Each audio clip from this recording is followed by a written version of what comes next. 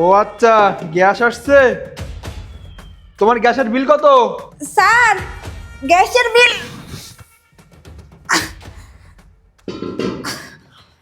Sir, গ্যাসের বিল 1750 টাকা। আচ্ছা দাঁড়াও, আমি টাকা নিয়ে আসছি। আচ্ছা ঠিক আছে স্যার, একটু তাড়াতাড়ি আসেন। কি ব্যাপার? এ তো আমার সাবেক স্ত্রী নেহা। ও এরকম নোংরা কাপড় পরে গ্যাসের সিলিন্ডার নিয়ে আসছে আমার বাসায়। কিন্তু কেন? আবার ওর গায়ে দেখছি মারির দাগ। না না, বিষয়টা তো আমাকে জানতে হবে। ও কেন এগুলো করছে? না না, ও তো অনেক ভালো থাকার কথা। কি করি? মাস্কটা পরে নি। কি হইলো স্যার? একটু তাড়াতাড়ি আসেন না। হ্যাঁ আসছি। টাকা টাকা পকেটে আছে।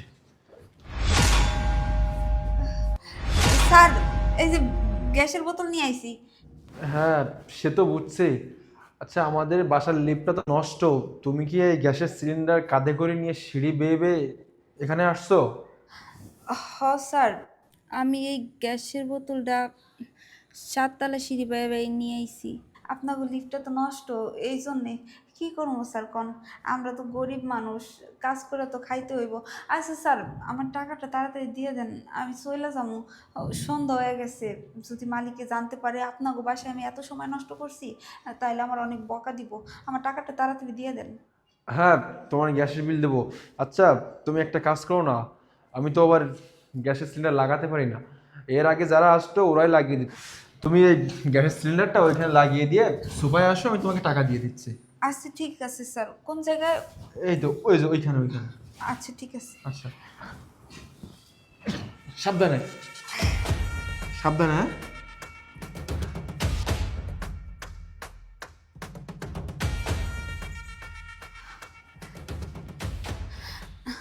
বসো। স্যার, বমু না। আপনি আমার টাকাটা দেন, আমি চলে যাই। টাকা তো আমি দিব। বসো না, এখানে বসো। আচ্ছা, আরে আরে, নিচে কেন বসছো? উপরে বসো। উপরে বমু। হ। আচ্ছা ঠিক আছে, এখন আমার টাকাটা দেন, আমি যাইগা। আমি তো কইলাম স্যার, দেরি হইলে মালিকে জানতে পারলে অনেক বকাবকি করবো, তাড়াতাড়ি দিয়ে দেন। আচ্ছা এই নাও তোমার টাকা। আচ্ছা ঠিক আছে স্যার। স্যার, আমার গ্যাসের বোতলের বিল তো 1750 টাকা, কিন্তু আপনি তো আমার 2000 টাকা দিয়েছেন, আমার কাছে তো খুচরা টাকা নাই। আরে সমস্যা নাই, 1750 টাকা তোমার গ্যাসের বিল, বাকি 250 টাকা তোমার টিপস। ও, ঠিক আছে স্যার, আপনি অনেক ভালো মানুষ। আচ্ছা স্যার, আমার দেরি হয়ে যেতেছে, আমি যাইগা। এই শোনো, বসো। আচ্ছা তোমার শরীরে আবার মারির দাগ কেন? স্যার, আসলে এটা কিছু না, এমনি কাজ করতে গিয়া হইছে। আচ্ছা স্যার, আমি যাইগা। এই শোনো, তাড়াহুড়ো করছো কেন? আচ্ছা তোমাকে না আমার কেমন চেনা চেনা লাগছে। তুমি ওই কাবিরের ওয়াইফ নেহা না? তোমার তো গুলশানে ফ্ল্যাট ছিল, গাড়ি বাড়ি ছিল, তাহলে তোমার আজকে এই অবস্থা কেন? হ্যাঁ স্যার, আমি কাবিরের প্রাক্তন স্ত্রী। আচ্ছা, আপনি কাবিররে কিভাবে চেনেন? আরে আমি তো কাবিরের বেস্ট ফ্রেন্ড। কাবির আপনার কথা সবসময় বলতো আমার সাথে। আচ্ছা সবই বাদ দিলাম, কিন্তু এখন তোমার এই অবস্থা কেন, হ্যাঁ? স্যার, আসলে এটা অনেক বড় লম্বা ইতিহাস। আচ্ছা, আমি যাইগা, আমার দেরি হয়ে যাইতেছে। আরে দাঁড়াও, এত তাড়াহুড়ো করছো কেন? আর সামান্য 5-10 মিনিট লেট হলে তোমার মহাজন তোমাকে কিছু বলবে না। আমার একটা প্রশ্নের উত্তর না দিয়ে তুমি যেতে পারবে না। তুমি বলো না কি হয়েছে, যার জন্য তুমি মেয়ে মানুষ হয়ে সবার বাসায় গ্যাস ডেলিভারি করে বেড়াচ্ছ? কি হয়েছে আমাকে খুলে বলো। ঠিক আছে স্যার, আপনি যেহেতু এত করে কইতেছেন, আপনি আমার কষ্টের কাহিনী শুনবেন, তাহলে শুনেন। আমার পরিবার থেকে কাবিরকে খুব পছন্দ করতো। আমি যদিও পছন্দ করতাম না, কিন্তু আমার পরিবারের লোকজন কাবিরকে খুব পছন্দ কইরা কাবিরের সাথে আমার বিয়ে দেয়। অনেক টাকা পয়সার মালিক ছিল সে। আমাদের বিয়ের পর আমাদের সংসার খুব সুন্দরভাবেই চলতেছিল। কাবির আমাকে অনেক ভালোবাসতো, আমিও কাবিরে অনেক ভালোবাসতাম। কিন্তু দিন যত যাইতে লাগলো, আর ততই কাবিরের অফিসের চাপ অনেক বেড়ে গেল। কাবির আস্তে আস্তে আমাকে বেশি সময় দিতে পারতো না, সারা দিন শুধু অফিস অফিস অফিস করতো। ও অফিস থেকে বাসায় আসতো, আবার বাসা থেকে অফিসে চলে যেত। ও এক কথায় আমাকে সময়ই দিত না।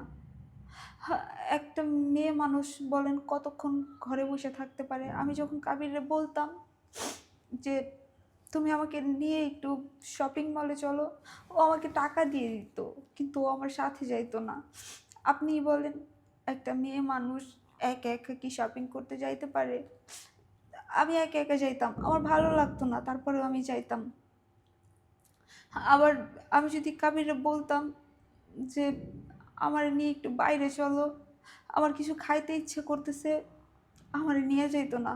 ও শুধু সারাদিন ওর কাজ নিয়েই থাকতো। আমি মেয়ে মানুষ, আমার তো ইচ্ছে করে আমি আমার স্বামীর সাথে একটু ঘুরতে যাই, একটু বাইরে যাই, ওরে নিয়ে একটু মজা করি। আমি কিছু খাইতে যাব, ওকে সাথে নিয়ে ও আমার সাথে যাবে, কিন্তু না, কাবির আমার সাথে যাইতো না। ও সব সময় শুধু অফিস অফিস অফিস করতো, মানে অফিসে ওর কাছে সব কিছু। এর মধ্যে আমি একদিন শপিং করতে গেছিলাম, হঠাৎ করে আমার একটা ছেলের সাথে পরিচয় হয়। ও প্রথমে আমাকে বলে আমরা কি বন্ধু হতে পারি? পরে আমি ওকে বলছি আচ্ছা ঠিক আছে, আমি তোমার বন্ধু হতে চাই। এভাবে আমি যেখানেই যাইতাম ওই ছেলেটা আমার সাথে যাইতো। আমি কিছু খাইতে চাইলে যখন ওকে বলতাম, ও তখনই আমার জন্য ওই জিনিসটা নিয়ে আসতো, আমাকে ঘুরতে নিয়ে যাইতো, আমাকে অনেক সময় দিত। ও ওর শত কাজ ফেলে রেখেও আমাকে সময় দিত। আমি যেইখানে যাইতে বলতাম সেইখানেই যাইতো। এক কথায় আমি ওকে যখন যা বলতাম, যত রাত্রেই বলতাম না কেন, ওর সাথে সাথে ওই জিনিসটা নিয়ে আমার সামনে হাজির হয়ে যেত। এইভাবে আস্তে আস্তে ওই ছেলেটার প্রতি আমার ভালো লাগা সৃষ্টি হয়। ধীরে ধীরে আমি ওর প্রতি দুর্বল হতে থাকি আর ওকে ভালোবাসতে শুরু করি।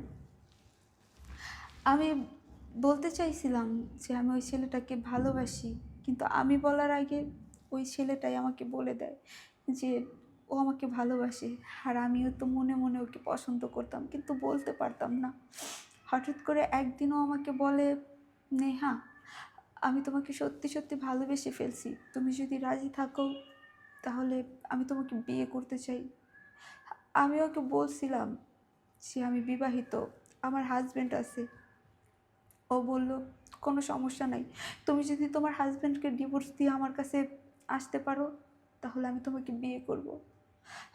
ওই যে শুরুতেই তো বললাম, আমি ওই ছেলেটাকেও পছন্দ করতাম। আমার হাজব্যান্ডের অবহেলার ওই ছেলের এত ভালোবাসা দেখে আমি ওর প্রতি মুগ্ধ হয়ে যাই। পরবর্তীতে কোনো কিছু না ভেবেই আমি ওকে মত দিয়ে ফেলি। আমি ওকে বলি হ্যাঁ আমি ওকে বিয়ে করব। পরেও আমাকে বলল, এইভাবে তো আর বিয়ে করতে পারবে না, আমাকে বিয়ে করতে হলে তো অবশ্যই তোমার হাজব্যান্ডকে ডিভোর্স দিতে হবে।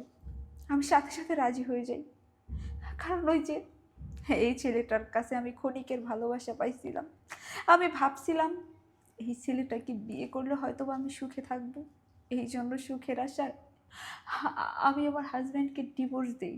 একটা কথা বলে রাখি, আমার হাজব্যান্ড না আমার অনেক ভালোবাসতো, হয়তো বা আমাকে সময় দিতে পারতো না, কিন্তু আমার জন্য তার ভালোবাসা না কখনো কমতি ছিল না। আমি তার কাছে যখন যত টাকা চাইতাম, যা চাইতাম না কেন, সে আমাকে কখনোই কোনো প্রশ্ন করতো না। আমি একটা জিনিস চাইতে দেরি হলে তার সেই জিনিসটা দিতে দেরি হইতো না। আমি 50,000 টাকা, 1,00,000 টাকা, 20,000 টাকা, যখন যত টাকা লাগুক, আমি যদি বলতাম আমার এত টাকা লাগবে, ও সাথে সাথে আমাকে বলতো এই নাও আমার ক্রেডিট কার্ড, তোমার যত টাকা ইচ্ছে তুমি ভেঙো, তোমার যা কিনতে মন চায় তুমি কিনো। আমার এত ভালো স্বামীকে রেখেও ওই যে সময়ের অভাবে সে আমাকে সময় দিতে পারতো না, শুধু সেই জন্যই ওই ছেলেটার হাত ধরে আমি চলে যাই আমার স্বামীকে ডিভোর্স দিয়ে। যখন আমি চলে যাই তারপর ওই ছেলেটাকে বিয়ে করে ফেলি। বিয়ে করার পরে আমরা একটা বাসা নেই। ওই বাসায় আমাদের কিছুদিন, এই তো প্রায় 2 মাস কি 3 মাস আমাদের সংসার খুব ভালোই যেতে লাগলো। সে আমাকে খুব ভালোবাসতো। আমি আমার হাজব্যান্ডের কাছ থেকে যত টাকা পয়সা নিয়ে আসি সব টাকা আমি ওকে দিই। আর ওই ওই টাকাগুলো পেয়ে ও তো অনেক খুশি। ও আমাকে অনেক ভালোবাসতে শুরু করে। আমাকে হঠাৎ করে একদিন বলল, নেহা, তুমি যত টাকাগুলো আনছো সেই টাকাগুলো আমাকে দাও, আমি একটা বিজনেস করি। পরে আমি বিশ্বাস করে ওকে সব টাকা দিয়ে দিই। দেওয়ার পরে ওর আসল চেহারাটা আমি দেখতে পারি। ওর মুখের মধ্যে যে মুখোশটা ছিল না, সেই মুখোশটা খুলে পড়ে যায় আর ওর আসল রূপ ফুটে ওঠে। আমার কাছ থেকে টাকা নিয়েই ও সর্বপ্রথম বারে যায়, নেশা পানি করে আসে। আমি যখন ওকে বললাম, কি ব্যাপার, তুমি নেশা করছো, তখনই আমার গায়ে হাত দিতে শুরু করে, আমাকে মারধর করে।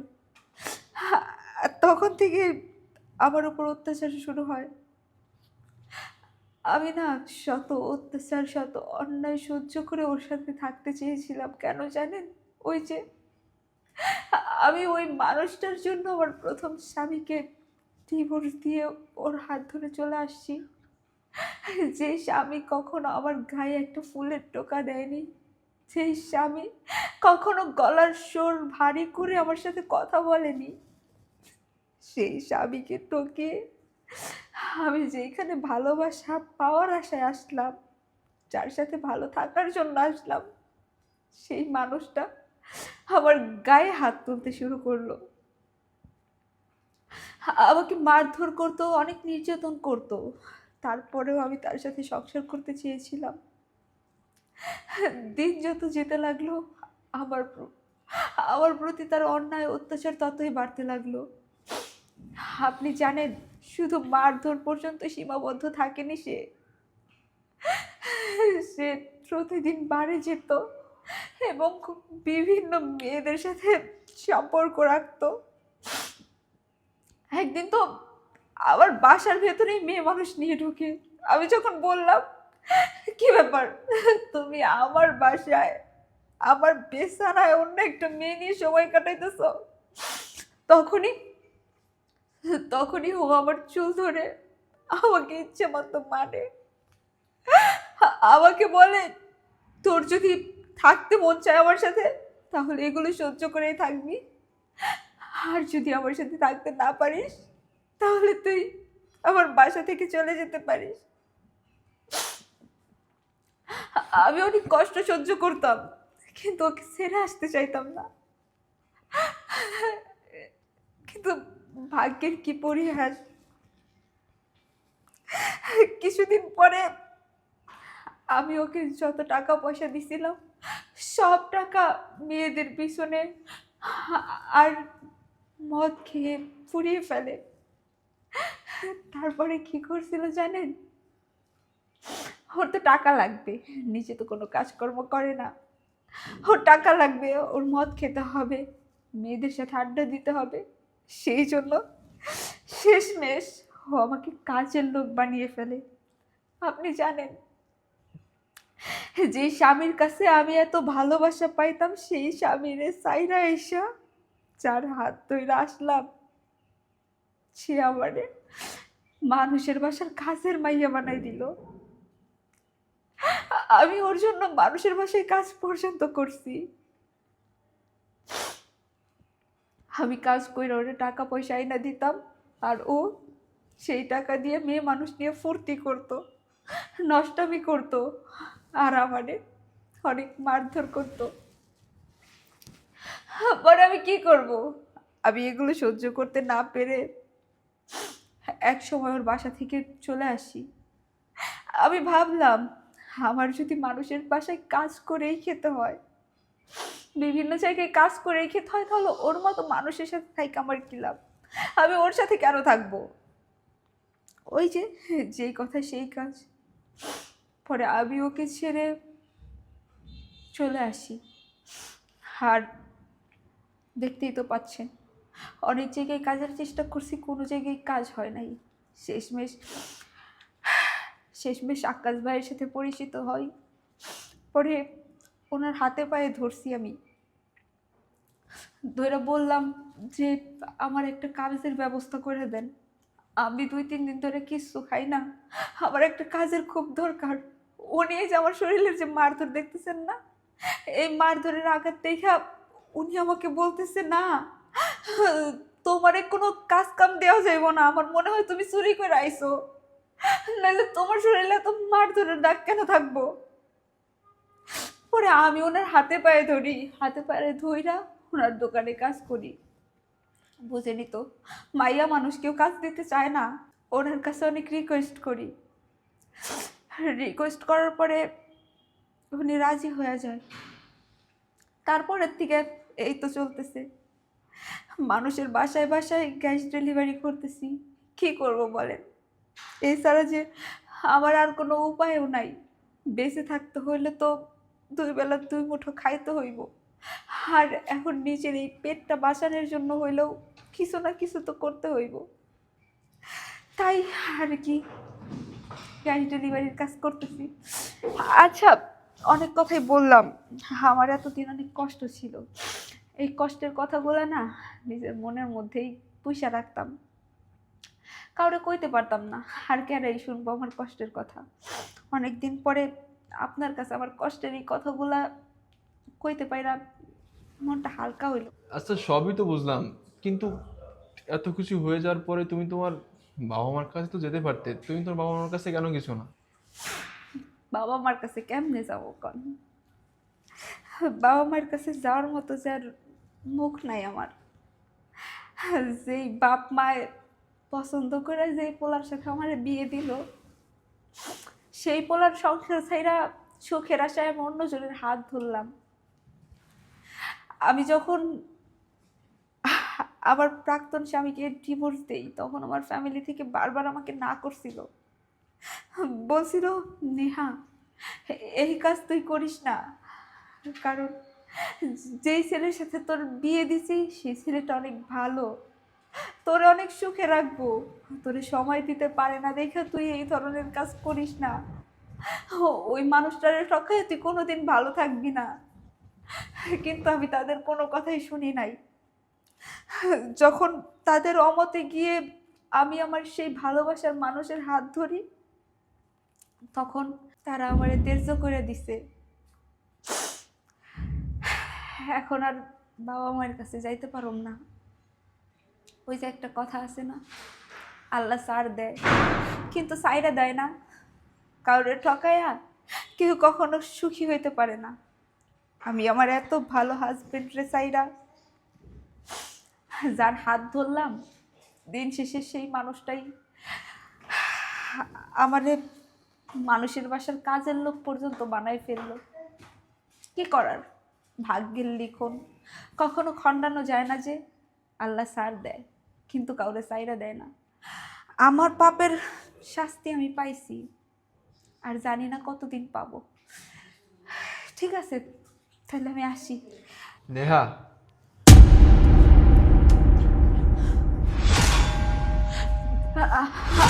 আরে